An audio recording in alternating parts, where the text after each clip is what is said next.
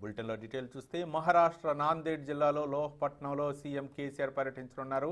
అక్కడ బీఆర్ఎస్ భారీ బహిరంగ సభలో ఆయన పాల్గొంటారు. ముఖ్యమంత్రి చంద్రశేఖరరావు పాల్గొనే ఈ సభకు సంబంధించి ఏర్పాట్లన్నీ ఇప్పటికే పూర్తయ్యాయి. పట్నంలోని బైల్ బజార్లో 15 ఎకరాల విస్తీర్ణంలో సభా ప్రాంగణం ముస్తాబైంది.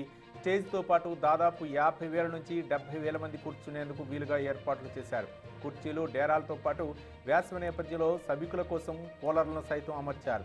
సీఎం కేసీఆర్ పర్యటన నేపథ్యంలో కందార్ లోహపట్నాలు గులాబీమయమయ్యాయి.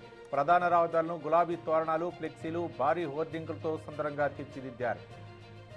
సీఎం కేసీఆర్ ఈ మధ్యాహ్నం 1 గంటకు బేగంపేట నుంచి ప్రత్యేక విమానంలో మహారాష్ట్రలోని నాందేడ్కు చేరుకుంటారు.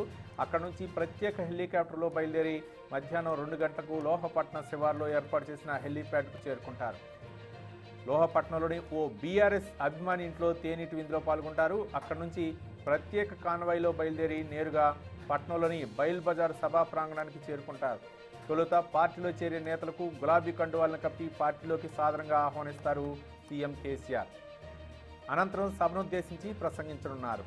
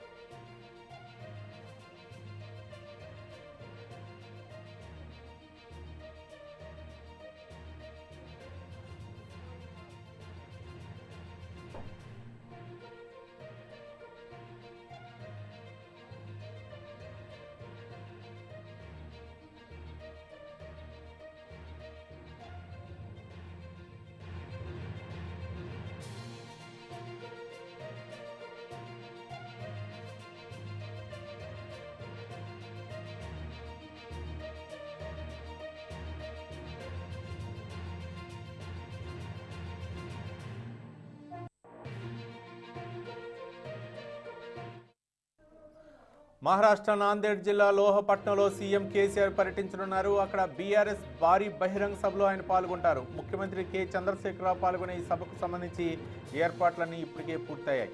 పట్నంలోని బైల్ బజార్లో 15 ఎకరాల విస్తీర్ణంలో సభా ప్రాంగణం ముస్తాబైంది. స్టేజ్తో పాటు దాదాపు 50,000 నుంచి 70,000 మంది కూర్చుకునేందుకు వీలుగా ఏర్పాట్లు చేశారు. కుర్చీలు డేరాలతో పాటు వేసవి నేపథ్యంలో సభికుల కోసం కూలర్లను సైతం అమర్చారు. సీఎం కేసీఆర్ పర్యటన నేపథ్యంలో కందార్ లోహపట్నాలు గులాబీమయమయ్యాయి. ప్రధాన రహదారులను గులాబీ తోరణాలు, ఫ్లెక్సీలు, భారీ హోర్డింగులతో సుందరంగా తీర్చిదిద్దారు. సీఎం కేసీఆర్ ఈ మధ్యాహ్నం 1 గంటకు బేగంపేట నుంచి ప్రత్యేక విమానంలో మహారాష్ట్రలోని నాందేడ్కు చేరుకుంటారు. అక్కడ నుంచి ప్రత్యేక హెలికాప్టర్లో బయలుదేరి మధ్యాహ్నం 2 గంటలకు లోహపట్నం శివార్లో ఏర్పాటు చేసిన హెలీప్యాడ్కు చేరుకుంటారు. లోహపట్నంలోని ఓ బీఆర్ఎస్ అభిమాని ఇంట్లో తేనీటి విందులో పాల్గొంటారు. అక్కడ నుంచి ప్రత్యేక కాన్వాయ్లో బయలుదేరి నేరుగా పట్నంలోని బైల్ బజార్ సభా ప్రాంగణానికి చేరుకుంటారు.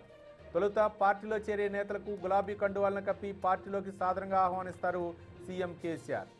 అనంతరం సభనుద్దేశించి ప్రసంగించనున్నారు.